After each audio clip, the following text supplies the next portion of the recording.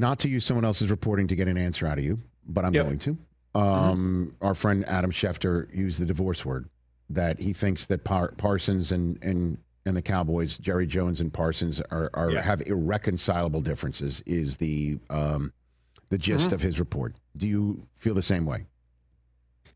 I don't think the Cowboys feel that way. I think it's possible that Parsons is getting there. And I wouldn't dispute Adam's reporting. The color I would give you on that is that, and this isn't like a blueprint that the Cowboys draw up, but like the pace of the negotiation is actually similar to the pacing on the CeeDee Lamb negotiation, to the pacing on the Dak Prescott negotiation, to the pacing on the Zach Martin negotiation the year before that, where you can take an early offer that's maybe a little team friendly, or we'll see you a lot later, and it's just been the way they've handled it. I'm at the point now where I do wonder, is there like an element for Jerry of like, this keeps them in the headlines? You know what I mean? As absurd as that sounds. Because I've always denied that, but like, it's hard now to like see this keep happening and not think that, you know what I mean? Like that this gets you in the A block of First Take, I don't know. Like, it just feels like. But it also gets you the A block of First Take is you have 14 wins the year before and you win the Super Bowl. That gets you the first, or as I was saying, no, I know that, but that's in order to get that way, you pay Micah Parsons. In order to get that way, you pay Dak and you pay CeeDee Lamb, earlier, and you use the cap space savings on doing it earlier on other players to get more depth. So when the inevitable injury happens, you don't have 11 wins. What I said the other, I believe, was at the end of the hour. I can't even tell anymore.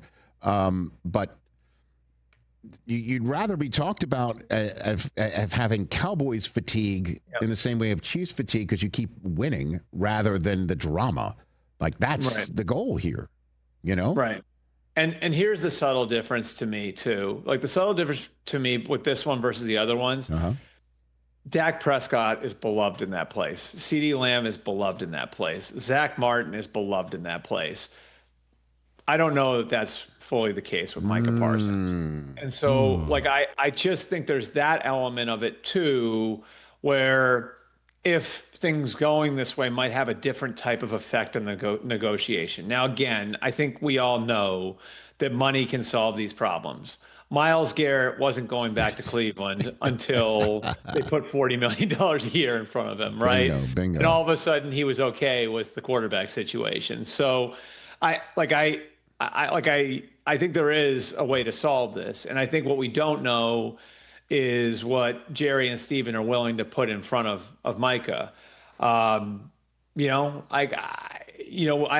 also are aware of how vocal Jerry's been about like the way that the contracts are with players and everything else amongst his peers, amongst the other owners. And so it's just complicated,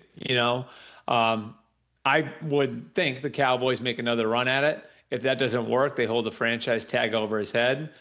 And, we'll see where that goes. But it doesn't seem like this has gotten, to Adam's point, I haven't sensed any sort of improvement on this whole thing over the last 3 or 4 months. And when you talk to Cowboys people about it, specifically, when you ask them about it, they'll say, well, you got to ask Jerry. And that's a little bit different than some of the previous negotiations, too. Catch the Rich Eisen Show live weekdays from 12 to 3 p.m. Eastern on Roku Sports Channel in the U.S.